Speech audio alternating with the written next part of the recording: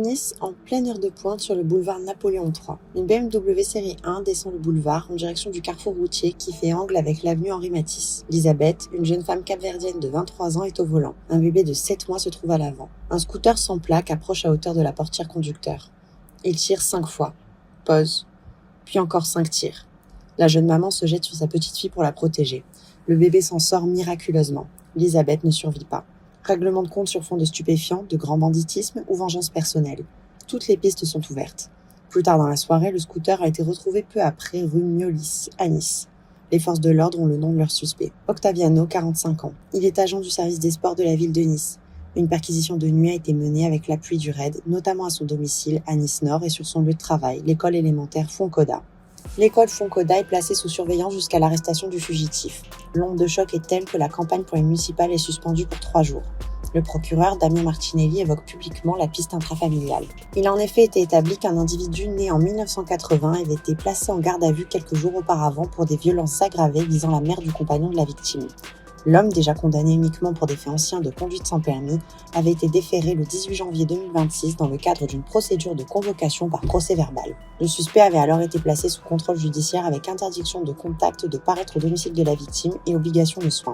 Selon les informations de Nice Matin, la famille de Elisabeth était montée au créneau près de la justice en début de semaine pour dire qu'elle se sentait en danger. Au lendemain du crime, le suspect est activement recherché par les services de police.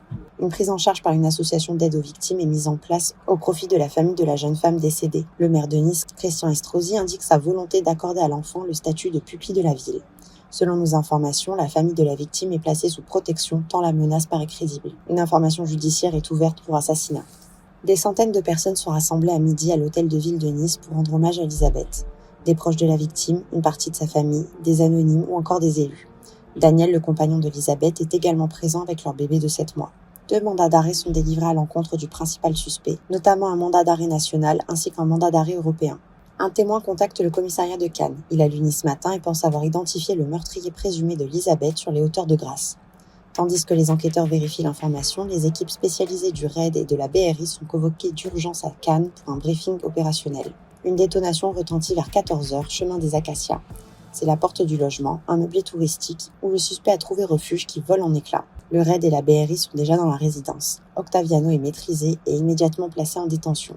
2 autres personnes ont été interpellées avant lui. Après 14h, maître Cathy Guittard, avocate niçoise, apprend l'information et appelle aussitôt sa cliente, la belle-mère d'Elisabeth, et son fils Daniel. Ils ont pleuré. Daniel est davantage dans la retenue, mais sa maman a vraiment pleuré. Un mélange de soulagement et de nerfs qui lâchent. Elle m'a dit spontanément « Merci mon Dieu ». C'est une maman très croyante qui n'a cessé de prier depuis le drame pour que les services de police l'interpellent le plus vite possible. Elle m'a dit « Ma belle-fille, c'était un petit ange. Je ne lui pardonnerai pas d'avoir ôté sa vie ». Dans la soirée, les 2 personnes interpellées ont été libérées. Il semble qu'elles ne savaient pas qui a loué leur logement. Le Portugais de 45 ans se retrouve directement devant le juge d'instruction. Le procureur de la République, Damien Martinelli, indique que l'individu interpellé hier à Grasse a gardé le silence. Pour l'heure, les raisons qui l'ont poussé à commettre un tel acte restent un mystère. Octaviano a rejoint ce dimanche la maison d'arrêt où il a été placé en détention provisoire.